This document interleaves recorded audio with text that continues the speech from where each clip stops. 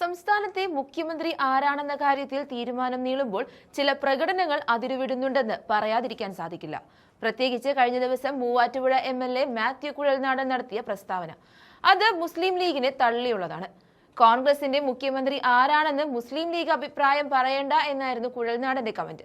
പിന്നാലെ സമൂഹ മാധ്യമങ്ങളിൽ മാത്യു കുഴൽനാടനെതിരെ കോൺഗ്രസിനുള്ളിൽ നിന്ന് പോലും എതിർസ്വരങ്ങൾ ഉയർന്നിരുന്നു. ഈ പ്രശ്നം ഒരു വിധത്തിൽ ഒന്ന് ഒതുങ്ങിയപ്പോൾ എരുതിയിൽ എണ്ണയൊഴിക്കുന്ന നിലപാടാണ് കാസർഗോഡ് MP രാജ്മോഹൻ ഉണ്ണിത്താനിൽ നിന്നും ഉണ്ടായിരിക്കുന്നത്. മുസ്ലിം ലീഗും UDFും വിസ്മരിച്ച വിഷയം പൊതുമധ്യത്തിൽ വലിച്ചിട്ട് വിഷയം ഗുരുതരമാക്കുവാനാണ് ഉണ്ണിത്താൻ ശ്രമിക്കുന്നത്. മുസ്ലിം ലീഗ് ആരാണെന്ന് ചോദിക്കാനും ലീഗിന്റെ അവകാശത്തെക്കുറിച്ച് ചോദിക്കുവാനും മൂവാറ്റുപുഴ MLA ആരാണെന്നാണ് ഉണ്ണിത്താൻ ചോദിക്കുന്നത്. തെരഞ്ഞെടുപ്പിൽ ജയിച്ച UDF MLAമാർ എല്ലാവരും വിവിധ മതസമുദായങ്ങളുടെ വോട്ട് വാങ്ങിയാണ് വിജയിച്ചത്. അപ്പോൾ അവർക്കും പലവിധ വിഷയങ്ങളിൽ അഭിപ്രായം പറയാൻ അവകാശമുണ്ട്. മുസ്ലിം ലീഗിനും അവകാശമുണ്ട്. അത് തിരിച്ചറിഞ്ഞു വേണം പ്രതികരിക്കാനെന്നും കുഴൽനാടനെ ഉണ്ണിത്താൻ ഓർമ്മിപ്പിക്കുന്നുണ്ട്. അല്പന് അർത്ഥം കിട്ടിയാൽ അർദ്ധരാത്രിക്ക് കുടപിടിക്കുന്ന സമീപനമാണ് ചിലരിൽ നിന്നും ഉണ്ടാകുന്നതെന്നും ഉണ്ണിത്താൻ ചൂണ്ടിക്കാണിക്കുന്നുണ്ട്. ഉണ്ണിത്താൻ പറഞ്ഞതിൽ കാര്യമുണ്ട്. പക്ഷേ അത് പറയേണ്ടിയിരുന്നത് ഇപ്പോഴല്ല. മുഖ്യമന്ത്രി നിർണായ ചർച്ചകൾ രാജ്യ തലസ്ഥാനത്ത് കൊടുമ്പിരി കൊണ്ടിരിക്കുമ്പോൾ ഒരു കോൺഗ്രസ് MPയിൽ നിന്നും ഉണ്ടായിട്ടുള്ള ഇത്തരം കടുത്ത വിമർശനങ്ങൾ വിപരീത ഫലം ചെയ്യുമെന്ന് തിരിച്ചറിയാനുള്ള വിവേകം കാസർഗോഡ് MPക്കുണ്ടോ എന്ന സംശയവും ബാക്കിയാണ്. എന്തായാലും രാജ്മോഹൻ ഉണ്ണിത്താന്റെ വിമർശനങ്ങൾ കേട്ടുനോക്കാം. ഇവിടെ ഒരു നേതാവ് ചോദിച്ചു, കോൺഗ്രസിന്റെ ആഭ്യന്തര കാര്യങ്ങൾ ലീഗിന് ഇടപെടാൻ എന്താ അവകാശമെന്ന്. അല്പന ഐശ്വര്യം കിട്ടിയാൽ അർദ്ധരാത്രിക്കും കുടപിടിക്കുമെന്നൊരു ചൊല്ലുണ്ട്. അത് ചോദിക്കാൻ അയാൾക്കെന്താ അവകാശം? നമുക്കറിയാം, രാഹുൽ ഗാന്ധി വയനാട്ടിൽ നിന്നാണ് ജയിച്ചത്. ഇന്ന് പ്രിയങ്ക ഗാന്ധി വയനാട്ടിൽ MP-യാണ്. ഞാൻ കാസർഗോട്ടെ MP-യാണ്. സുധാകരൻ കണ്ണൂർ MP-യാണ്. ഷാഫി പറമ്പിൽ വടകര MP-യാണ്. ശ്രീ അനിൽകുമാർ വണ്ടൂർ MLA-ആണ്. ഞങ്ങൾക്ക് ആർക്കെങ്കിലും പറയാൻ പറ്റുമോ കോൺഗ്രസിൻ്റെ ആഭ്യന്തര കാര്യങ്ങൾ ലീഗിന് അഭിപ്രായം പറയാൻ പറ്റില്ലെന്നുള്ളത്? കാരണം ലീഗ് UDFിൻ്റെ ടീമിൽപ്പെട്ട ആളുകളാണ്. അവർക്ക് വ്യക്തമായ അഭിപ്രായമുണ്ട്. അവർക്കത് പറയാം. രഹസ്യമായും പറയാം, പരസ്യമായും പറയാം. അതൊക്കെ പറയാനുള്ള അവകാശം അവർക്കുണ്ട്. മാത്രമല്ല, UDF അധികാരത്തിലേക്ക് വരാൻ പോകുന്നത് ഒരുപാട് സാമൂഹ്യ സംഘടനകളുണ്ട്. അതുപോലെ ഒരുപാട് പിതാക്കന്മാരുണ്ട്, ക്രൈസ്തവ സഭകളുണ്ട്. അത് തന്നെ ലീഗ് കൂടാതെ മുസ്ലിമിന് ഒരുപാട് അവാന്തര വിഭാഗങ്ങളുണ്ട്. എല്ലാ ന്യൂനപക്ഷങ്ങളും ഒറ്റക്കെട്ടായി UDFിനെ സഹായിച്ചുകൊണ്ടാണ്, അത് ക്രൈസ്തവ വിഭാഗമായാലും കൊള്ളാം, മുസ്ലിം വിഭാഗമായാലും കൊള്ളാം, അവരെല്ലാം സഹായിച്ചുകൊണ്ടാണ് UDFിന് ഈ ഭൂരിപക്ഷം കിട്ടിയത്. അതുകൊണ്ട് അവർക്കൊക്കെ അവരുടെ ആഗ്രഹങ്ങൾ രഹസ്യമായും പരസ്യമായും പറയാനുള്ള അവകാശമുണ്ട്. ഞാൻ നിങ്ങളോട് ചോദിക്കട്ടെ, നിങ്ങൾക്ക് അതിനുള്ള അവകാശമില്ലേ? ഈ മാധ്യമങ്ങൾക്ക് കഴിഞ്ഞ 10 വർഷക്കാലം പിണറായി വിജയനെ മുൾമുനയിൽ നിർത്തിയത് UDFിനുള്ള പ്രേമം കൊണ്ടല്ല. നിങ്ങൾക്ക് കേരളത്തിലെ ജനങ്ങളോടുള്ള പ്രതിബദ്ധത കൊണ്ട് നിങ്ങളും UDFിനെ ഒരുപാട് സഹായിച്ചില്ലേ? നിങ്ങളിൽ പലർക്കും രാഷ്ട്രീയമല്ലേ? ചാനലുകൾക്കും ചാനലിലെ പ്രവർത്തകന്മാർക്കും അഭിപ്രായമുള്ള സ്വാതന്ത്ര്യം ഇല്ലേ? ആ സ്വാതന്ത്ര്യത്തെ നമ്മൾ അംഗീകരിച്ചു കൊടുക്കണ്ടേ? അതിനെ ചോദ്യം ചെയ്യാൻ ആർക്കാ കഴിയുക? അപ്പോൾ സ്വാഭാവികമായി കേരളത്തിൽ UDF അധികാരത്തിൽ വരണമെന്ന് ആഗ്രഹിച്ച മുഴുവൻ ആളുകൾക്കും ഇതിനെക്കുറിച്ച് അഭിപ്രായം പറയാനുള്ള അവകാശമുണ്ട്, സ്വാതന്ത്ര്യമുണ്ട്. ആ സ്വാതന്ത്ര്യം ആരെങ്കിലും ഉപയോഗിക്കുമ്പോൾ അസഹിഷ്ണുത കാണിച്ചിട്ട് യാതൊരു കാര്യവുമില്ല. അതുകൊണ്ട് അസഹിഷ്ണുത കാണിക്കുന്ന ആളുകളുടെ പാരമ്പര്യമൊക്കെ നമുക്കറിയാൻ പറ്റും. അതുകൊണ്ട് ഇതിനകത്ത് ആരെങ്കിലും ഒരു അഭിപ്രായം പറഞ്ഞാൽ അഭിപ്രായം പറയുന്നതിനെ കൊച്ചാക്കുന്നൊരു പ്രവണതയൊന്നും ശരിയല്ല. അതൊന്നും അംഗീകരിക്കാൻ പോകുന്നില്ല. പിന്നെ ഞാൻ പറഞ്ഞല്ലോ, ഇന്നിപ്പോൾ 3 നേതാക്കന്മാരും ഡൽഹിക്ക് പോയിട്ടുണ്ട്. ഡൽഹി പോയി അവർ കോൺഗ്രസ് പ്രസിഡന്റിനെ കാണുന്നുണ്ട്, രാഹുൽ ഗാന്ധിയെ കാണുന്നുണ്ട്, സോണിയാഗാന്ധിയെ കാണുന്നുണ്ട്. അവർക്കതിനുള്ള അവകാശമുണ്ട്. ഓരോരുത്തരും അവരവർക്ക് വേണ്ടി വാദിക്കാൻ ഉത്തരവാദിത്തപ്പെട്ടവരാണ്, ബാധ്യതയുള്ളവരാണ്. കാര്യങ്ങൾ സോണിയാഗാന്ധിയെ ബോധ്യപ്പെടുത്തി, മല്ലികാർജുന ഖാർഗെയെ ബോധ്യപ്പെടുത്തി, രാഹുൽ ഗാന്ധിയെ ബോധ്യപ്പെടുത്തി. അവരവരുടെ കാര്യം സാധിച്ചെടുക്കാൻ ശ്രമിക്കുന്നതിൽ ഒരു തെറ്റുമില്ല, ഒരു അപാകതയുമില്ല. അതിനവർക്കുള്ള അവകാശത്തെ ആർക്കും ചോദ്യം ചെയ്യാൻ പറ്റില്ല. പക്ഷേ ഇതൊരു പാർട്ടിയാണ്, ഇതൊരു സംഘടനയാണ്. സംഘടനയ്ക്ക് ചില ചട്ടക്കൂടുകളൊക്കെ ഉണ്ടല്ലോ.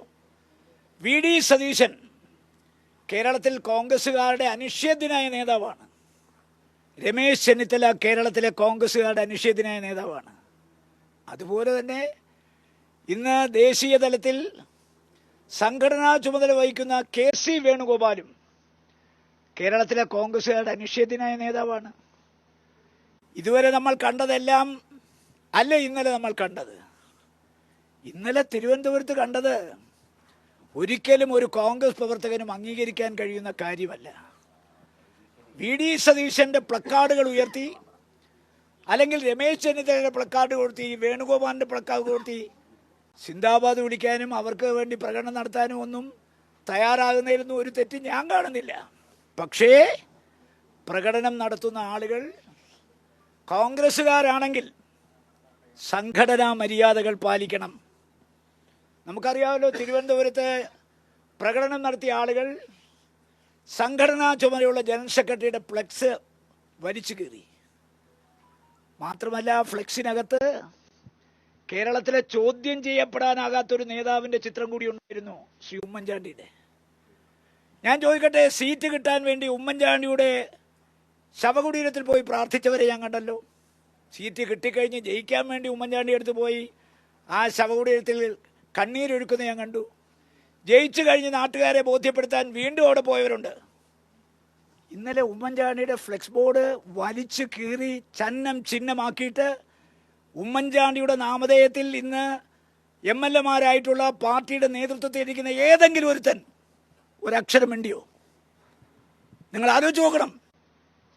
സോളാറിന്റെ കാലത്ത് പോലും രാജ്മോഹൻ ഉണ്ണിത്താനാണ് ഉമ്മൻചാണ്ടിയെ പ്രൊട്ടക്ട് ചെയ്തത്. അന്ന് സിദ്ദിഖ് എൻ്റെ ഓടൊപ്പം ഉണ്ടായിരുന്നു. അത് മറിയാമ്മയോട് ചോദിച്ചാൽ പറയും, ചാണ്ടി ഉമ്മനോട് ചോദിച്ചാൽ പറയും. അന്നും എല്ലാവരും കള്ളക്കളിയാണ് കളിച്ചത്. കാരണം ഉമ്മൻചാണ്ടിയെ രക്ഷിക്കാൻ ഇറങ്ങിയാൽ തങ്ങളുടെ ഇമേജ് തകർന്നു വീഴുമോ എന്നുള്ള പേടി കൊണ്ട് അവര് കെട്ടിപ്പടുത്ത ഇമേജ് തകരാതിരിക്കാൻ വേണ്ടി എല്ലാവരും ഒളിച്ചു കളിച്ചു. അന്ന് ആ വിഴുപ്പ് ഭാണ്ഡം ചുവക്കാൻ രാജ്മോഹൻ ഉണ്ണിത്താൻ ഉണ്ടായിരുന്നു. ഞാൻ ഉമ്മൻചാണ്ടിയുടെ ആളല്ല, പക്ഷെ അന്ന് ഞാൻ ന്യായത്തോടൊപ്പം നിന്നു. അതുപോലെ തന്നെ അത് ഉമ്മൻചാണ്ടിയുടെ ഭാര്യ എപ്പോഴും പറയും. അന്ന് ഞങ്ങളുടെ ഒരു ക്രൈസിസ് വന്ന കാലത്ത് രാജ്മോഹൻ ഉണ്ണിത്താനാണ് ഞങ്ങളോടൊപ്പം നിന്നത്. ചാണ്ടി ഉമ്മനും പറയും, ആ കുടുംബത്തിലെ എല്ലാവരും പറയും. അതാരെയും ബോധ്യപ്പെടുത്താനല്ല ഞാൻ ചെയ്തത്. കാരണം ഉമ്മൻചാണ്ടി തെറ്റു ചെയ്തിട്ടില്ലെന്ന് എനിക്കറിയാം. അതുകൊണ്ട് അദ്ദേഹത്തെ കുടുക്കാനും അദ്ദേഹത്തെ അപമാനിക്കാനും അവഹേളിക്കാനും അപകീർത്തിപ്പെടുത്താനുമാണ് ശ്രമിച്ചത്. ഇന്നലെ KC വേണുഗോപാൽ സംഘടനാ ചുമതലയുള്ള ജനറൽ സെക്രട്ടറിയാണ്. ഞാൻ അയാളുടെ ഒരു ഔദാര്യവും പറ്റിയിട്ടില്ല, ഒരു ഔദാര്യം ഒട്ട് പ്രതീക്ഷിക്കുന്നുമില്ല. എനിക്കൊരു ചുക്കും അയാൾ ചെയ്തു തന്നിട്ടില്ല.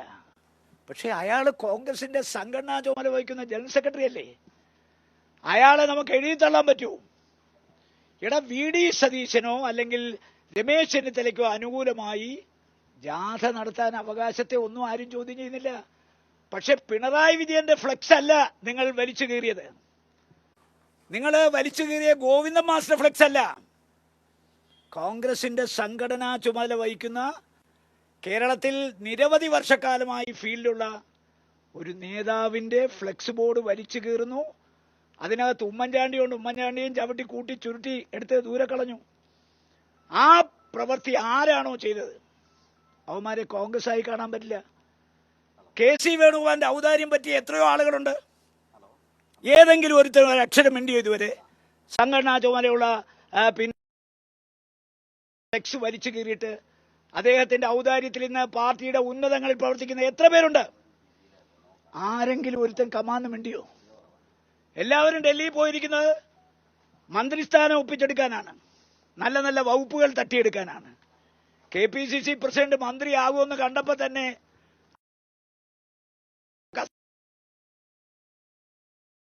ജാതിപ്പേരും പറഞ്ഞു പോയിരിക്കുകയാണ്. ഇവരാരെങ്കിലും ഒരാൾ സംഘടനാ ചുമതലയുള്ള ജനറൽ സെക്രട്ടറിയുടെ ഫ്ലെക്സ് വലിച്ചു കീറി, ഉമ്മൻചാണ്ടിയുടെ ഫ്ലെക്സ് വലിച്ചു കീറിയിട്ട് ഒരക്ഷരം ഉരിയാടിയിട്ടില്ല. അപ്പൊ എല്ലാവർക്കും ഭയമാണ്, സോഷ്യൽ മീഡിയ ഭയമാണ്. നാളെ ഇടുമോ എന്നുള്ള ഭയമാണ്. അപ്പൊ ആ പൊങ്കാലയെ ഭയപ്പെടാത്ത ഒരാളാണ് ഞാൻ. എല്ലാ കാര്യവും ഞാൻ സത്യം പറയുന്ന ഒരാളാണ്. അതുകൊണ്ട് നമുക്ക് ഈ വിവാദമൊക്കെ കെട്ടടങ്ങും. നമുക്കറിയാം, എത്രയോ തവണ നമ്മൾ ഈ വിവാദം കണ്ടിട്ടുള്ളതാണ്. ഹൈക്കമാൻഡ് ഒരു തീരുമാനമെടുത്ത് ഒരു മുഖ്യമന്ത്രി സ്ഥാനാർത്ഥി അല്ലെങ്കിൽ പാർലമെന്ററി പാർട്ടി നേതാവിനെ പ്രഖ്യാപിച്ചു കഴിഞ്ഞാൽ പിന്നെ ഈ കേരളത്തിൽ ഒരു അപശബ്ദം പോലും ഉണ്ടാവില്ല. 3-4 ദിവസം ആളുകളൊക്കെ തെരുവിലൊക്കെ ഇത് കാണിക്കുന്നതല്ലാതെ കോൺഗ്രസിനോട് കൂറും വിധേയത്വവും പ്രതിബദ്ധതയുമുള്ള ഒരാൾ പോലും ഹൈക്കമാൻഡ് തീരുമാനത്തിൽ പ്രതികരിക്കുമെന്ന് നിങ്ങൾ ആരും സ്വപ്നത്തിൽ വിചാരിക്കേണ്ട.